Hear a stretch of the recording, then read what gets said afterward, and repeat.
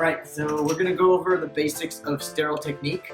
Some of you might not know what Sterile Technique is because it seems like a very odd phrase, but Sterile Technique is basically what you use in the lab whenever there's any sort of risk of contamination.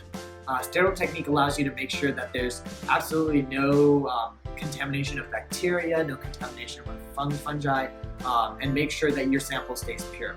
So in this exercise, what I'm going to be doing is I'm going to be actually transferring a small aliquot of LB broth, which is basically food for bacteria, into a microcentrifuge tube. And when I do that, you have to use Sterile Technique because LB media is food for bacteria, right? And let's say I want to get some of this LB media out. The point is there's bacteria everywhere around the surface. There's bacteria on my bench, there's bacteria on my gloves, there's bacteria everywhere. That if I don't use proper Sterile Technique, more likely than not, I will contaminate not only the stock of LB, but I'll also contaminate the aliquot of LB that I take out. So to make sure that this aliquot stays pure and that I can only get the particular strain of bacteria I want to grow in there instead of some sort of other contaminated strain, I need to use Sterile Technique. The basis of Sterile Technique is actually just normal fire or Bunsen burner. And a Bunsen burner, if you don't know, is just an apparatus we often use at the bench because it's so accessible. What you'll see is I'm going to turn the gas on. When I turn the gas on, you'll notice that there's a long tube that eventually comes around and leads into the Bunsen burner. If you leave the gas on and then you forget about it, it has sulfur in it, so you can actually smell it. So anyone in the lab will notify you right away if you leave your gas on without igniting it. In this case, I can already smell the hydrogen, the sulfur, and so what you need to do is actually light it before it actually gets to be a problem. When you light it, obviously the gasoline's been converted and combusted. Now you have a flame going in your lab. When you have this flame going, you can now have a source to basically decontaminate anything that you're using. So in this case, here's the stock of LB.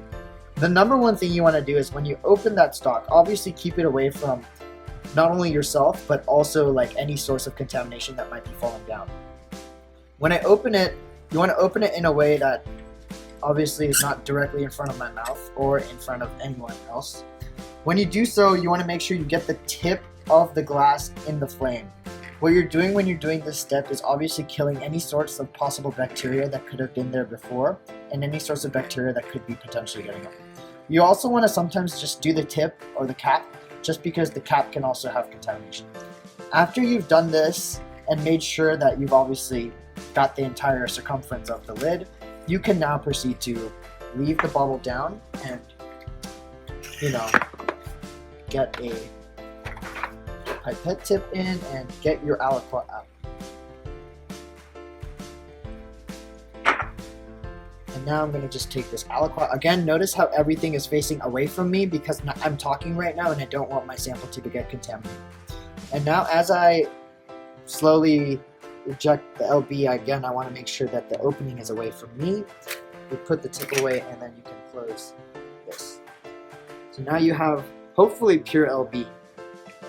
And now, again, before closing, you want to obviously do the same exact thing. And what you're going to do is flame the entire circumference again, make sure that everything that could have been contaminated is now at least dead. Do the same with the tip, and you can now proceed to put it back on. If you do this well, you'll notice that this has actually been on my bench since,